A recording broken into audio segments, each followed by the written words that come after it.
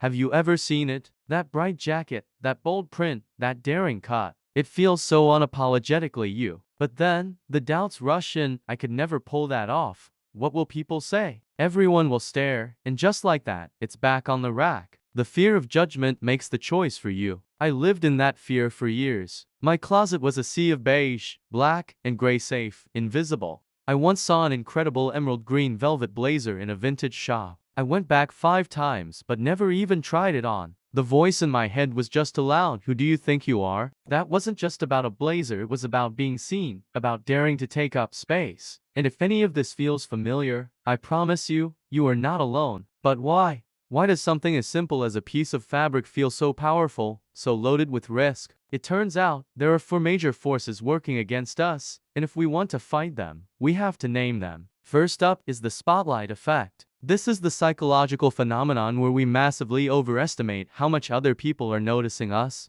We think everyone's watching and judging our every move, when in reality, they're mostly wrapped up in their own worlds. Studies have shown that people believe about half the room will notice their outfit, but in reality, only a quarter of them actually do. You are not under a microscope. Second is social anxiety. For many of us, clothing becomes camouflage. We use safe outfits as a shield to protect ourselves from imagined mistakes or criticism. It's a way of saying, please don't look at me. There's nothing to see here. This keeps us small and unseen, but it also keeps us from expressing who we truly are. Third is our conditioning. Think back to school. Standing out could sometimes lead to exclusion or teasing. That lesson, learned young, sticks with us well into adulthood. We learn that conformity equals safety, and blending in is a survival mechanism. Our brains are literally wired to avoid that social pain, even if the threat is no longer real. And finally, we have social media. We scroll through these perfectly curated feeds that amplify comparison and conformity.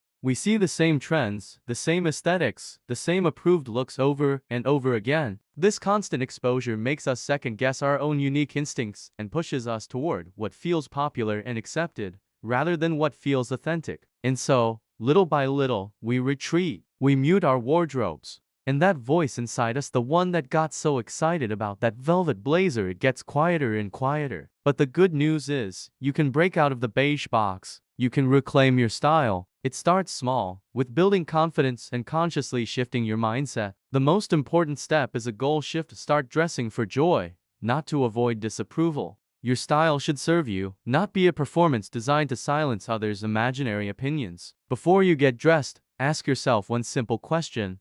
How does this make me feel? Does it make you feel powerful, creative, happy? That's the only opinion that truly matters. Next, try the one-piece upgrade. You don't have to overhaul your entire wardrobe overnight. Stick with your safe, comfortable base outfit, your favorite jeans and t-shirt, for example, and then add just one bold element. It could be a pair of colorful socks, a patterned scarf, a statement belt, or some interesting jewelry. This is the uniform trick, and it lets you dip your toes into experimentation without feeling overwhelmed. Then, test your boldness in safe spaces. You don't have to debut a daring new look at a high-stakes event. Wear it on a quick trip to the grocery store, to grab a coffee, or while running errands. You'll quickly realize that the world doesn't stop. No one's staring, no alarms are going off. This is how you prove to your brain that it's safe to be seen, and your confidence will grow with each small outing. Finally, curate real inspiration. Create a private Pinterest board or a folder on your phone filled with looks that truly excite you. Don't ask, could I wear this? Just ask, do I love this? Collect images without judgment. Over time, you'll start to see patterns emerge, colors, silhouettes, textures. That's your personal style blueprint,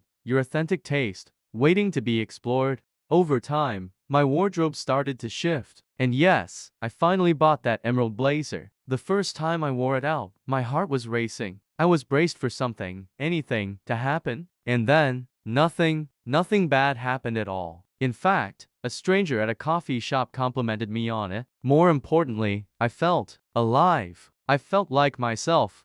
Building style confidence isn't about achieving perfection. It's a messy, wonderful act of self-discovery and self-compassion. Some experiments won't feel right, and that's okay. The whole point is to finally start choosing for you, not for the imaginary crowd in your head. It's time to wear the story you actually want to tell. So I want to ask you, What's one piece you've always wanted to wear but never dared? Drop it in the comments below, and let's all cheer each other on. If this video resonated with you, I'd be so grateful if you'd subscribe for more conversations about style and self-acceptance. Thank you for watching, and remember you deserve to take up space.